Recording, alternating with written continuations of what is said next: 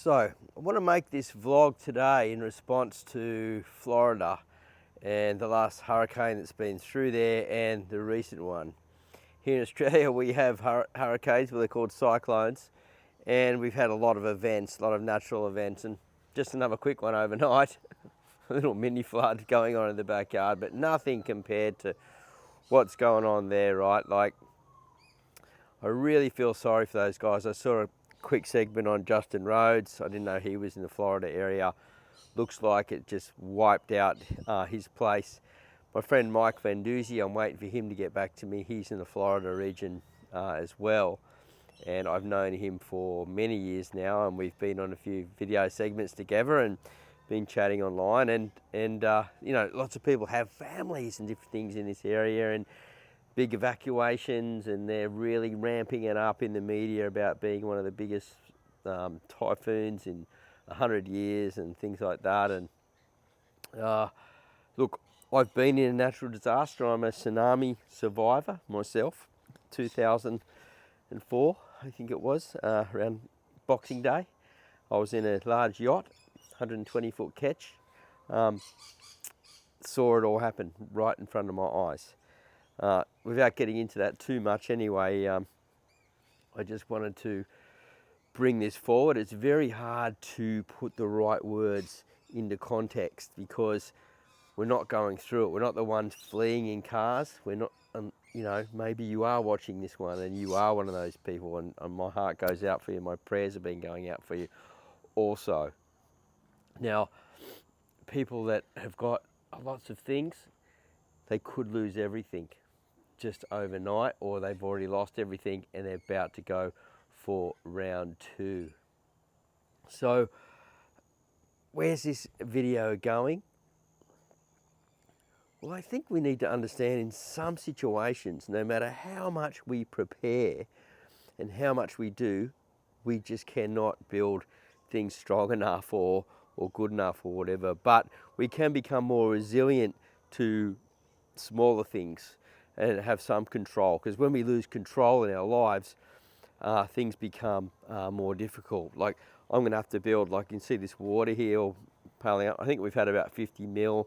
I haven't checked on the water gauge today, but I'm going to have to build like some type of swale coming from over here from the fruit tree area down into here, and maybe build like some type of food boggy marsh garden thing where I can get all the water away and run it down into a deeper section, just to control that problem, and also to store water for when things get dry again, because we can go from one extreme to another. Now in Australia, here on the New South Wales coast, I'm in the far north of New South Wales, they're calling neutral, so we're not going into La Nina or El Nino or anything like that. So really just focusing on hope and praying that nothing too dramatic is going to come through here. This house in the last flood was up to the floorboards in water and had to be evacuated.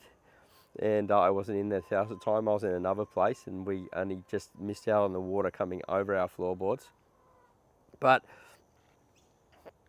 I think in sometimes there's not really much we can do. We just have to restart again and rebuild. Now, I know this creates a lot of trauma. My friend Pepe Fasos over at 560 Farms, he's done a great job on rebuilding again and creating a new space. But he said to me he probably wouldn't do it again if he went for round 2, if it happened again overnight. It was just too traumatic, too much of a rebuild for him, and too difficult. But what I have to do here, because this yard floods quite a lot, is I have to have these raised beds, and I have to build these sort of garden beds as well out of bales and things. Now, we've got a pretty amazing little space starting to happen up here. Now, this has all got to be mulched and replanted out and things, but if we look here, we've got some cucumbers that are coming up, and they're going to go up these vertical poles here, up to the top and over the top. And we've got some other things, some herbs and different stuff growing in here, some flowers. And right there, can you guess what that one is? That's a choco, and it's going to vine up the back here. Now, I really have to go up above the space to protect my plants and crops and things from flooding. Now, when we get a lot of rain, these bales soak up a lot of the water, which is good, and they cure, break down, the fungi moves into them, and we start getting our food out of them pretty quickly. So when it does rain more, there's some benefits to that. But oh, look, I know I'm probably getting a bit off track here. So I'm just sort of walking around showing you the garden as we speak about it. Now, my experience with nature in the 2004 tsunami was quite scary. I was lucky I was in the right place at the right time. Seeing water flow is nothing like you ever see before. When you think you're out swimming in the ocean, it's just in these, I'm a surfer, you have waves and things. Some swells are more powerful. Well, water that's moving in a big wall of water, there is absolutely nothing like it. It just knocks you over, it grabs and picks things up, it tangles its mess up in it. And these storm surges that they're talking about are as wild as what they're warning people for. So this is the garden here.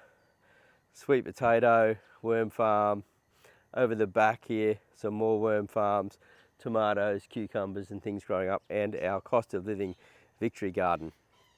Now, people are going through so much around the globe at the moment. It is freaky times, one of the scariest times as far as a war goes since 1940s, and we need to take some control in our lives, even though these natural disasters can just wipe everything out, and then we have to start all again, unfortunately. But the resilience of it, if you need to start again really quickly, you can start something like one of these victory gardens, so the cost of living victory gardens, and just start growing in containers things really quickly and get up a quick vertical system for using your vertical space. And not everyone has a big space, so you can actually start quite efficiently and quite quickly in a small space. Now, this has only been going for a few weeks now, and we've got our little snacksicum thing happening here, little capsicum, some spearmint, some basils, some different herbs, sweet potato at the back here, tomatoes, eggplants. We've even got our little pumpkin here, some bay leaves, some basil, bok choy, things like that, just things we can get growing quickly, and then we just expand out on it. And so there's always a little bit of hope when things can go wrong, and if we're renting, that's probably a really good option to just move things around and stuff like that. It's always difficult coming with this type of content, but I know a lot of you are probably worried about all these things and all this stuff, and I am too in some ways. But being a Christian and having my faith in the Lord, I know that He'll take care of everything, and that it'll all be good.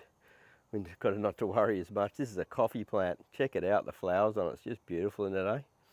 Now that will bring some joy to your life when things are going pretty tough. A nice, beautiful ornamental plant that can produce food, but coffee's a bit of a tricky one. Anyway, look, leave your comments and everything down below. I know that these are tricky, tough times.